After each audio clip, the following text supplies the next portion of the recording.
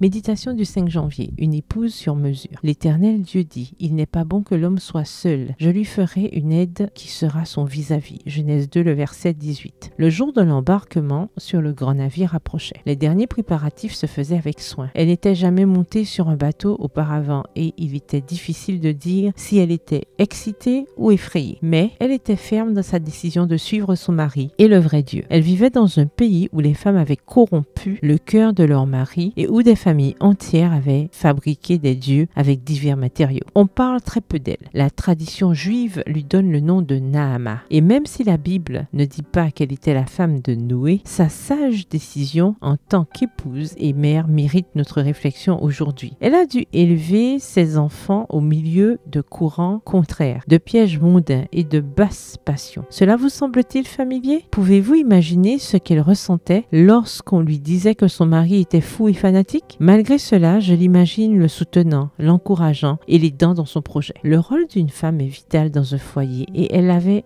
deux choix. Soit suivre sa logique selon laquelle il était peu probable que l'eau tombe du ciel, soit croire Dieu. Elle a choisi cette dernière option. Aucun de ses travaux héroïques et discrets n'aurait été possible si elle n'avait pas fait preuve d'une grande foi. On peut y voir le rôle d'une femme qui savait qu'elle avait été créée pour être le vis-à-vis de son mari. Elle n'avait aucune idée de ce qu'était un déluge, mais elle a cru sans voir et a reçu la grande bénédiction de voir sa vie et celle de ses enfants préservées. Le meilleur travail missionnaire de cette femme a été accompli dans sa propre famille. Nous vivons aujourd'hui dans un monde qui rappelle le monde antédiluvien, car le cœur des hommes est continuellement tourné vers le mal. La dégradation de la terre et l'éloignement de l'être créé de son créateur sont de plus en plus palpables. Dieu nous a créés à son image pour refléter son amour et son caractère, mais l'humanité est loin de refléter ses vertus. Aujourd'hui, nous ne prêchons pas le déluge, mais le retour de Jésus. Beaucoup se moquent, d'autres n'y croient pas. Quelle est votre position par rapport à la promesse de Dieu? Le croyez-vous? Préparez-vous votre famille pour ce voyage qui ne se fera pas par les eaux, mais par les airs vers la Canaan céleste? Chers amis, prions pour être fortes, sages et pour pouvoir affermir notre famille. PS, heureuse de croire Dieu. Bonne journée, que l'Éternel vous bénisse.